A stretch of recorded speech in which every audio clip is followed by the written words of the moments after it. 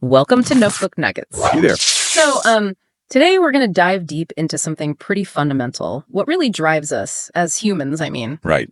The core motivators. We've been looking at the work of social psychologist Hugh Mackay. Exactly. And he identified these 10 core desires. We thought we'd unpack them. Yeah, kind of like a cheat sheet for understanding people, ourselves included. Totally. We're not just going to list them off, though. We want to look at why they're so powerful, how they, actually show up in our lives. For sure. And Mackay gives us this great framework. We're talking about things like our need to connect, that comfort we get from our own place. And that really powerful urge to believe in something bigger. Yep. Plus the desire to be useful, feel taken seriously, and that, let's be honest, often relentless drive for more. Oh, yeah, the more one. We'll get to that. Then there's needing control, wanting something to happen. Anticipation, yeah. Yeah. And finally, maybe the biggest one, love. Definitely up there. So yeah, get ready for maybe a perspective shift as we explore these fundamental human drivers. Let's do it. Where should we start the first one? Yeah, let's kick off with the desire to belong, which, like you said, isn't just about being in a group. No, it's deeper. It's finding where you truly fit, shared ground, Right. Think about a time you really felt that, maybe a hobby, or like a shared interest online. Or even a place, yeah, like feeling you belong with, fellow fans of a niche band or something. Why is that so important, do you think? Well, it feels validating, like you're not alone in your experience. Exactly. And it goes way back, evolutionarily speaking. Being part of the tribe meant survival. Okay. Safety in numbers. That instinct is still there. Definitely. When you feel you belong, there's that sense of validation, like you said. Your perspective is shared, understood. And the opposite, feeling like an outsider, that can be really isolating. Totally highlights how fundamental it is. It's not just nice to have. Makes sense. And that kind of leads into the next one, doesn't it? The desire for my place. Ooh, yeah.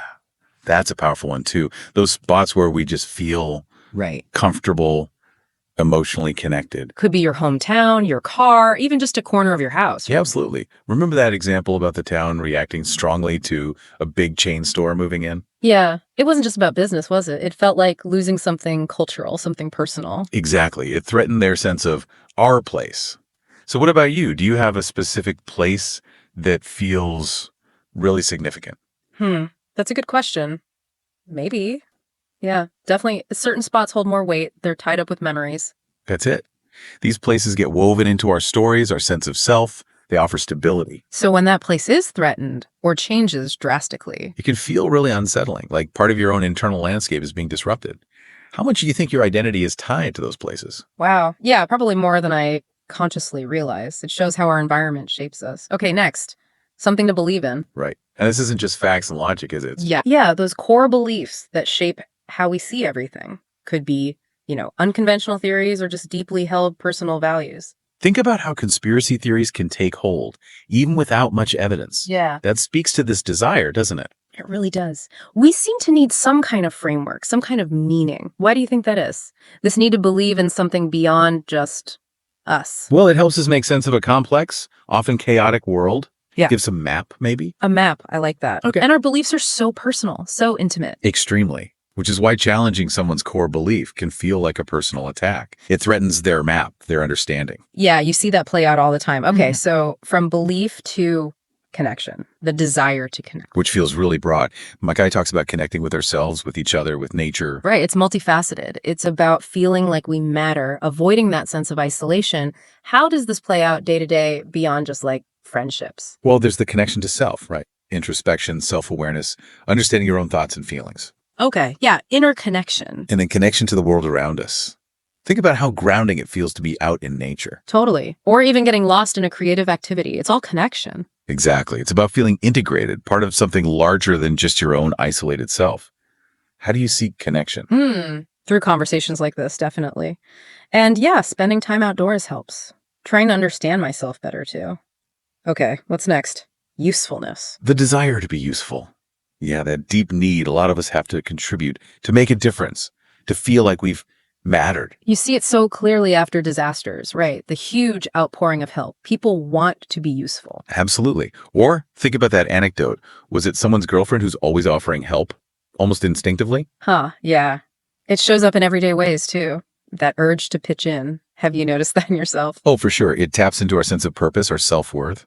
Doing something useful feels good. It provides that sense of fulfillment, doesn't it? Making a positive impact, even a small one. It really highlights our social nature, I think. Yeah. That drive to contribute to the group. We're wired for it, maybe. Okay, closely related then. The desire to be taken seriously. Yes. To be acknowledged, appreciated, understood. Yeah. Loved even. It's pretty universal, right? The intensity might differ, but the basic need is there. Definitely. Think how good it feels when someone genuinely listens and values what you say. Or just simple encouragement. Yeah, a word of praise can go a long way. It fulfills that need. Mackay connects this to why humans love dogs so much, that unconditional acceptance they offer. Interesting point. They take us seriously in their own way. And remember the Hawthorne effect. Basically, how seriously we treat people often affects how they perform or behave. Right. Treat someone like they matter, and they often rise to the occasion. Feeling heard is just crucial. Absolutely. Shall we move on to a trickier one? Uh-oh. Let me guess. The desire for more. Bingo. That feeling of always wanting more. Achievements, stuff, experiences. Yeah, you see it everywhere. From chasing levels in a video game to wanting a bigger house. The danger, of course, is when it completely overshadows gratitude for what you have. Right. The stories of unhappy millionaires. They have more, but it's never enough. Exactly. That's where practices like gratitude journaling come in, maybe, with a conscious counterbalance. Yeah, actively focusing on what you do have instead of just what you lack. What's your own relationship with this more desire? It's a constant negotiation, isn't it? Trying to stay ambitious, but also content. It's tough. It really is. Okay, next. Desire for control. Oh, boy. From wanting to grab the mouse when someone else is driving the computer. Totally. To, much bigger things, wanting influence over our lives, our work, our communities. It's everywhere. It is. But the kicker, as Mackay points out, is that the only thing we really control is our own behavior, our own reactions. Exactly. Which can be frustrating when things feel out of control. Definitely. Where does that desire come from, do you think? Need and control. Probably a need for safety, predictability, reducing anxiety, feeling competent. Makes sense. But yeah, learning to accept what we can't control and focus on our response, that's key. It's a lifelong practice, I suspect. Differentiating what we can influence from what we just have to accept. So true. Okay, nearing the end here. Desire for something to happen. Yeah. This explains why we like surprises, maybe buy lottery tickets, get hooked on games like Candy Crush. The dopamine rush of the unexpected. Exactly. Novelty, anticipation, surprise. Marketers tap into this all the time. They certainly do. The thrill of the new. What kind of something to happen draws you in? Maybe just the possibility of learning something unexpected or a sudden positive turn of events. The potential. Yeah, that anticipation. It keeps things interesting. Okay, last one. And maybe the most important. The desire for love. Yeah, Mackay frames this as potentially the deepest, most powerful one. Affection, intimacy, belonging, deep connection.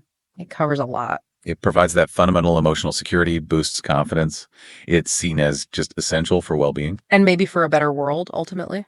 You could argue that. It underpins so much. That need for deep, meaningful connection, feeling truly seen and valued by others. It really ties a lot of the other desires together in a way. It does seem foundational. When you feel loved and connected, it fosters resilience, empathy, everything good, really. Wow. Okay, so that's the 10. As you can see, these desires Hugh Mackay outlined, they're pretty powerful forces. Absolutely. They're shaping our thoughts, feelings, actions constantly, often beneath the surface. Understanding them, even just being aware of them, gives you this amazing lens for looking at yourself and, understanding why people around you do what they do. Definitely. So maybe take a moment to think, which of these really resonates with you right now? Yeah. Were there any that you hadn't really thought about as a core desire before? It's a really fascinating framework for self-reflection and just understanding the human condition a bit better. For sure. Well, we hope this deep dive into these core human desires has been insightful, giving you some things to chew on. Hope so. And if you found this valuable, if it sparks some thoughts, please do take a second to, like this. Maybe comment with which desires stood out to you. Yeah, great idea. Share it with someone else who might find it interesting. And definitely subscribe for more deep dives into what makes us tick. Thanks for tuning in.